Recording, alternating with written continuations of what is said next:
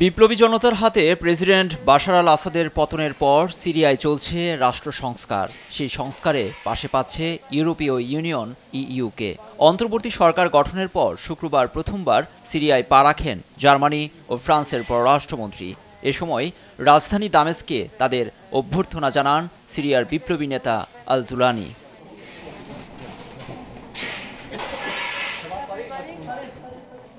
রাষ্ট্র সংস্কার প্রশ্নে ইইউ নেতাদের নানা দিক তুলে ধরেন জুলানি। বৈঠক শেষে সংবাদ সম্মেলনে জার্মান পররাষ্ট্রমন্ত্রী বলেন, ধ্বংসযোগ্য সিরিয়াকে পুনর্গঠনে প্রস্তুত ইউরোপ, কিন্তু কোনো ইসলামিক কাঠামোই পাশে থাকবে না তারা।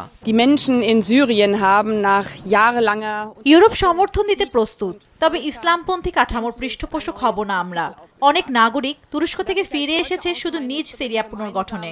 শান্তিপূর্ণ ও নতুন সিরিয়া দেখতে চাই আমরা। এই সফরে সিরিয়ার কুখ্যাত সেদনায়া কারাগারে পরিদর্শন করেন জার্মান পররাষ্ট্রমন্ত্রী। আসাদের শাসনামলে যেখানে বহু মানুষ হত্যা ও নির্যাতনের শিকার হন তা ঘুরে ঘুরে দেখেন বেয়ারবক। বেয়ারবকের মতো ফরাসি পররাষ্ট্রমন্ত্রীও একই বার্তা দিয়ে বলেন, সার্বভৌম ও নিরাপদ সিরিয়া গঠনের জন্য সন্ত্রাসবাদের কোনো ঠাঁই হতে পারে না।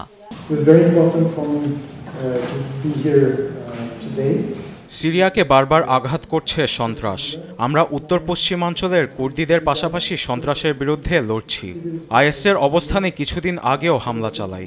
সুতরাং সিরিয়ায় সন্ত্রাসবাদের পুনরুত্থান দেখতে চায় না ইউরোপ, যা আমাদের নিরাপত্তাকে হুমকিতে ফেলবে।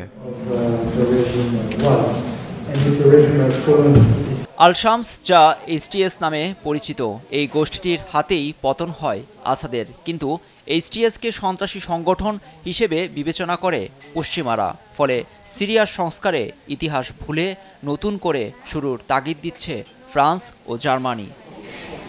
লুৎফর কবির, নিউজ ডেস্ক, দেশ টিভি।